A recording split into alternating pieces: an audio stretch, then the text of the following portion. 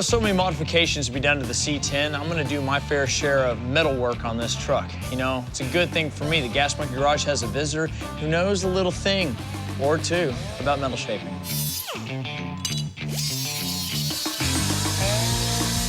I got a treat for you, man. Ron just stopped by. Go on, Ron. How Eric, very nice to meet you. You too, man. I'm a big fan of your work. Well, fantastic. My name's Ron Covell, and I shape metal. I've been doing this all my life, and now I teach classes so other people can learn the techniques. If you're not familiar with Ron Covell, he has got a long and prestigious career of metal shaping. He's a leader in the industry and basically takes flat, square sheets of metal, aluminum, steel, anything, and converts them into automotive parts, car parts, suits of armor, you name it, the guy can shape it. My greatest interest in this world is creativity, and I see a lot of that going on at Gas Monkey Garage. They do things the way they like, and I do things the way I like. Got some great equipment here. Very cool. You know, I'm pretty happy with it. You know, I just wish I was better at using it. Yeah? And you're just the guy to fix that, I'm sure. Well, let's work together today. Let's do it. No kidding? Thanks, man. I didn't know you were going to go to work. I thought you were just checking the place out. No, we're in this together. All right, well, you know, as with everything when it comes to work, I'll see y'all later. Right, so long. So Ron suggested that we build a hood scoop because it's a quick and simple project. First, we're going to need to find some aluminum. What do you think? That's perfect. Start with that? So let me do a quick layout on this of the scoop we're gonna make. So let's see, let's give it kind of a rounded back and kind of a rounded front. You wanna cut this out for me? Absolutely. A lot of people are intimidated by metal because it's not an easy material to work with. But I think maybe Henry Ford said it the best. If you think you can or you think you can't, you're probably right. So I think developing the attitude that you can do it is key to having success with this work. Nice job.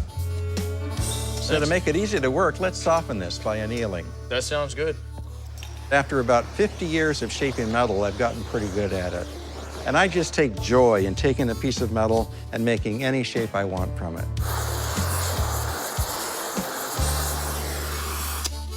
So this metal is completely softened now. Shall we start beating on it? It's time to start making the sheet metal look like a scoop. That's when I decided I was going to show Ron what I could do. We're actually ready to bolt on, I think. Yeah. Actually, if you have about a gallon of Bondo, we can fix this. You want to let me do the tune-up work on this? Sure. That's when I learned why they call him the master. He can shape the metal into any shape that he has in his head, and he doesn't waste any time doing it.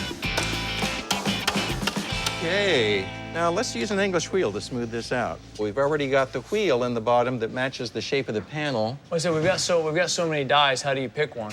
Well, you pick the one that most closely matches the shape you're working on. The radius. So this part has a lot of curve to it, but I think this wheel has just enough shape to match most of it. Okay. So that's how you make the selection. Get this into place, crank the quick release up. And I'm gonna have to experiment to find the right pressure with this. I'll start with really not much pressure at all, and then using the kick wheel on the bottom, I'll raise that lower wheel until it's making full contact. Then as you run it through there, you're actually pushing the metal out and down this way, right? Yeah, I am. So to begin with, working with the mallet and bag, you get hills and valleys. Yes. And this tool just kind of averages them out. At low pressure, it averages them out. If I set a lot of pressure between the wheels, then that gives the metal additional It'll start to donning. shape it, yeah. Yeah. See how much better that is? Sure. In just about 1 minute. I'll get the edges a little bit with this. Now, I'm going right off the edge. If you're working at high pressure, you can't do that because the edge will stretch very quickly. But at low pressure like this, we can actually run off the edge. So in terms of smoothness, I think we're done. Looks pretty good to me. It's incredibly smooth. Yeah. Let's put a flange on the edge of it.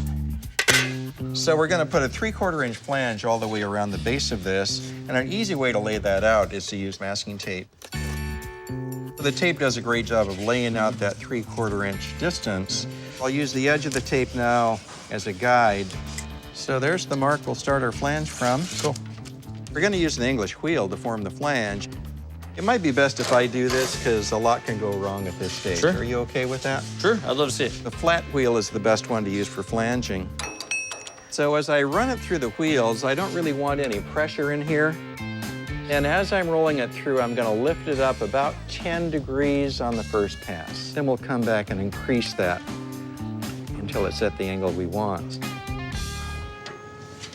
Okay, doesn't take long, does it? No, sir. So one of the last few steps to the scoop is actually take it over to the shrinker. Now, since we're trying to roll the front edge back and to itself invert it, we're actually going to need to shrink it because there's a bit too much material. What we're going to do is place it inside, pull a lever, and then the two teeth will actually bring the material together, which will allow us to invert the lip on it. Now, this is important because the back of the drive shaft tunnel and the C10 will require the same process. That's a beautiful job, Aaron. I think that'll do. You know, I appreciate you coming by and working with me. My pleasure. on that. There's a couple techniques I was using a little wrong. Yeah. So it's interesting to see them used right. So Cool. Thank you very much. All right. Hey, it's about lunchtime. You want to grab something? Hey, that sounds great.